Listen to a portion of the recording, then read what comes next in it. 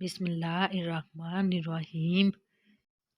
रसूल अल्लाह सल्लल्लाहु अलैहि वसल्लम ने फरमाया, जब मुअज्जिन अल्लाह अकबर कहे तो तुम में से जो इखलास के साथ अल्लाह अकबर कहे, और फिर जब वो अशहदु अन ला इलाहा इल्लल्लाह कहे तो ये भी अशहदु अन ला इलाहा इल्लल्लाह कहे, और जब अशहदु अन्ना मुहम्मद रसूलुल्लाह कहे तो ये भी अशहदु अन्ना मुहम्मद रसूलुल्लाह कहे, और जब वो हय्या अलस सलाह कहे तो ये ला हौला वला कुव्वता इल्ला बिल्लाह कहे, जब वो हय्या अलल फलाह कहे तो ये ला हौला वला कुव्वता इल्ला बिल्लाह कहे, फिर जब वो अल्लाह अकबर कहे तो ये भी अल्लाह अकबर कहे, और जब वो ला इलाहा इल्लल्लाह कहे तो ये भी ला इलाहा इल्लल्लाह कहे। तो जिसने दिल से ये कलमात कहे तो वह जन्नत में जाएगा।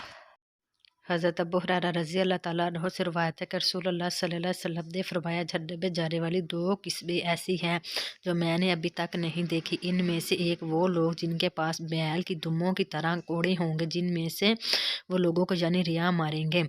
दूसरी किस्म उन औरतों की जो कपड़े पहनने के बावजूद नंगी होंगी और मर्दों को बहकाने वाली और खुद बहकने वाली। इनके सार बहती और ऊँटों की कोहों की तरह बालों में ऊंचे ऊंचे जूड़े लगाने की वजह से एक तरफ झुके होंगे।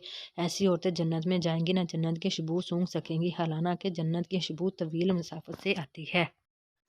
अनस बिन मालिक फरमाते हैं कि रसूल अल्लाह सल्लल्लाहु अलैहि वसल्लम ने फरमाया, दज्जाल के हरूज से पहले 4 साल धोखे और फरेब के होंगे।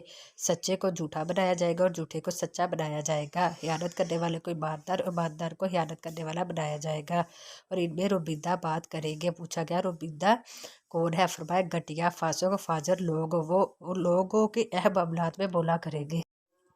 रसूल अल्लाह सल्लल्लाहु अलैहि वसल्लम ने फरमाया, मुसलमान की मिसाल खेती के पौधों की सी है। जिस तरह हवा आती है इसको झुका देती है और जब हवा रुक जाती है तो सीधा हो जाता है, इसी तरह बलाओं से बच जाता है। और बदकार सनोबर के दरख्त की तरह है जो सीधा और सख्त कायम रहता है, जहाँ तक कि जब अल्लाह ताला इसको चाहता है उखेड़ देता है।